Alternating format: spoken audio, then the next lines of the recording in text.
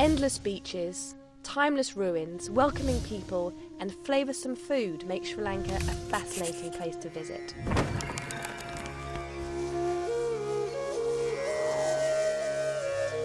Few places have as many UNESCO World Heritage Sites as Sri Lanka, which has an impressive 8 to explore.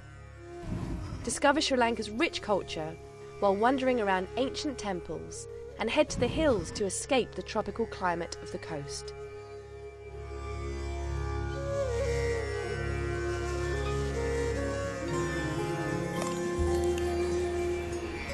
Golden speckled stretches and soft white strips of sand.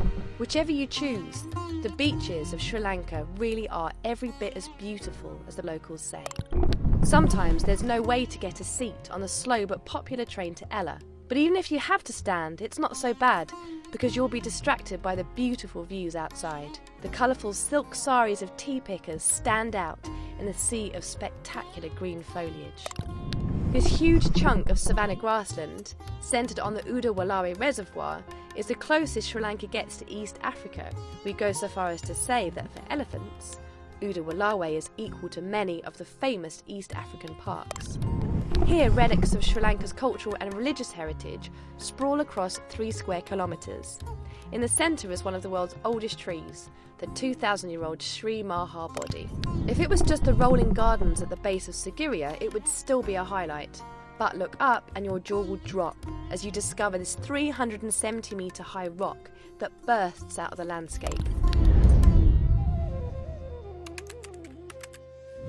High season runs December through March. April and September offer the best odds for good weather across the country.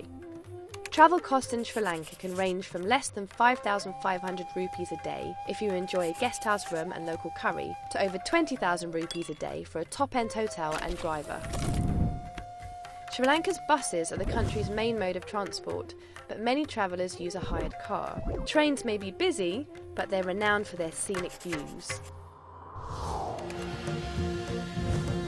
What makes Sri Lanka such a hotspot? Try spectacular beaches, fascinating ancient culture, elephant-filled safaris, delicious food, refreshing tea, and incredibly welcoming people.